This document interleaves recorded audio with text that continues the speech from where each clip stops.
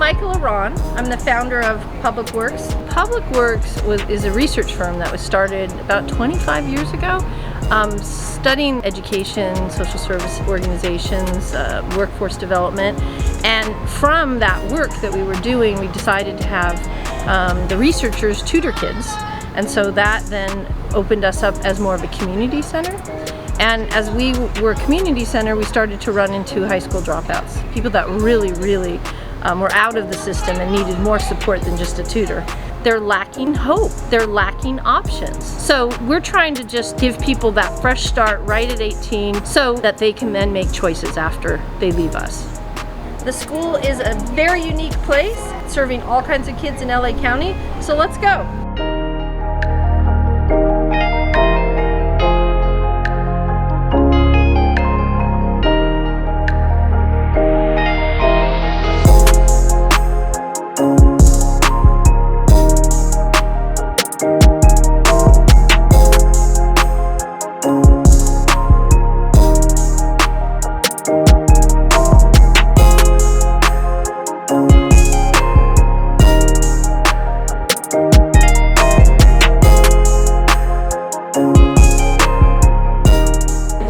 Entering the Parenting Pregnant Teen program. So kids usually, they bring their kids in, they are in that room over there, and then they hang out here and do their schoolwork.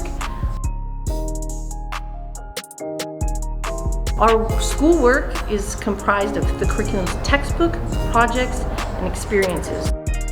So we, in normal times, go to field trips all over the county as part of the curriculum, social studies, science, and art. And we really love to get them out there. In the virus, it's been a little different. Had to do some things virtual, but we'll be back at that soon. And here we are where our counseling occurs. There's our counselors with college and career. And so any student can get help getting a job, going to college, and any graduate can come back. And then over there is our registration. That's where people are interviewed by our director of accountability in there. And they start with her and then they get assigned to a teacher. And that's how they begin their journey. In here is our science center, which is lovely. And normally during the school year, you'd have on a Thursday, you'd have a team doing Bio A, Physics A, Environmental Science, and then in the afternoon they would do the B labs. But in the virus, we had to basically transform this place into a food pantry. In this strange but wonderful space is HopeWorks. And HopeWorks was a solution when we had homeless youth. And we always have some. And they can come here and they can take a shower, do their clothes, and we give them a meal. We try to help come up with a housing plan for them. But often they're out back after the hours close from 4 to 7 and are sleeping on a bench or in a car or on someone's couch. So we work really hard to try to figure out how to get this younger population housed, or else they could become chronically homeless people for the rest of their life. Let's go across to the warehouse.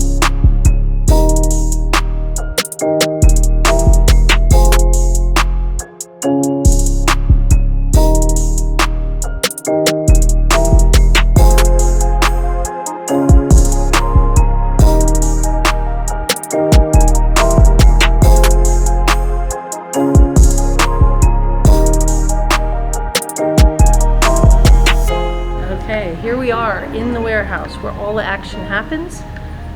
Teachers and chasers are usually, this room is full during the virus. It is not, but usually you would have, every table has kids around it and teachers work with their set of students. Chasers are going in and out. Tutors are all the time. So each zone you're looking at is a teacher-chaser team.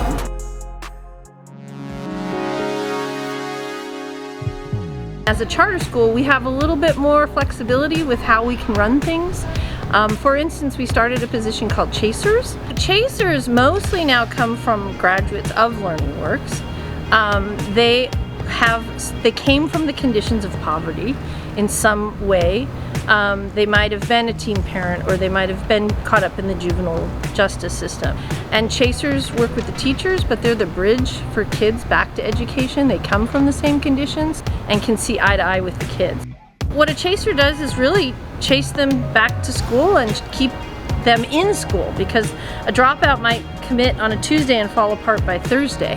So the range of problems they run into are everything from addiction to health issues to no parents, and so the Chaser works with the student to make sure that they have all their needs met to be able to continue on their high school journey. The Chaser is crucial to keeping our kids here and focused on school. We need them on 24/7. If I have a problem at night, they need to be able to go out there and help the kid out, you know, if it's after hours. And in a regular school district, you can't do that. You have to be in regular hours, and high school dropouts have all kinds of problems, not just during business hours.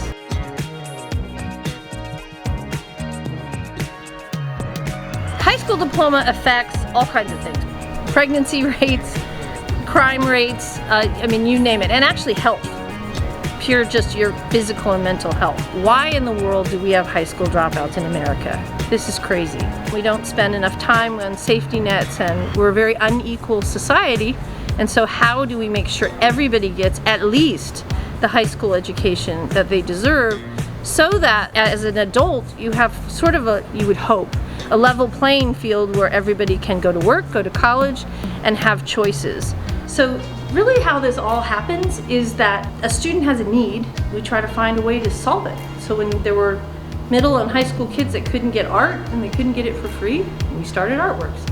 When students really wanted a garden and Jose, our Chaser's like, oh, I can do this, we started GrowWorks. So we just kind of keep working through the works, and they all fit together with the goal of just creating mentally healthy, educated kids from poverty. That they have the same opportunities that anybody would have in a private school or any other public school, that they deserve the best. And that is the goal here at All the Works. When we started this, the dropout rate was 24.6%. It's down to 9.8%. In my work, what I've seen, their entire confidence level changes. They know they have accomplished some sort of marathon. That then provides them with, I think, the internal, almost like the guts, and we call it the grit, to be able to then say, I can make choices next, I can keep doing this, I know I can do it. I've known Daniel for a very, very long time now, and he worked here as a Chaser, and I just love that he's wants to give back. Like, it just got me. I'll stop. Sorry. I'm that way, you know. We've never had corporate sponsors, if you think about it, right? Yeah. Like, it's because you know us so intimately. When you went to design your business, you knew that this was a place you want to give back. Yes. Because you know the impact on the community. I don't think a lot of corporations spend time thinking that through.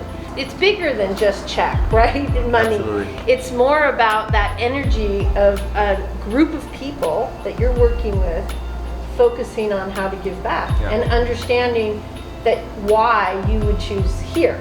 I completely agree. I think that if more businesses had that presence in the community to uplift people, to give back in areas that are underserved, then we would be a much happier society. There would be no kids that are going hungry and Correct. Are homeless. Yeah. Right?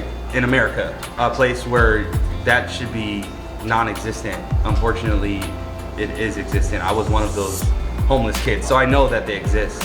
And I would only hope that there could be a place that I could go as a kid to get shower, food, yep. Education. But there wasn't anything like that for me. But going forward, if there's anything that I can do at any capacity to help someone that needs the help, then that's the path I want to take. I just love that I had the opportunity to create this business to help give back, because that positivity responds to positivity. Yep. So that's what I'm trying to send out, is just positive energy to the community that I love and care about, and to a place that I love and care about. So this is kind of awkward because Learning where she used to write me checks. Thank you, Daniel. Thank you, Mike. Thank I you, appreciate it. everybody. Thank you for the opportunity. Coffee Cart Boys. It's honestly, I think that there's just so much more to do. I believe so. We're just getting started.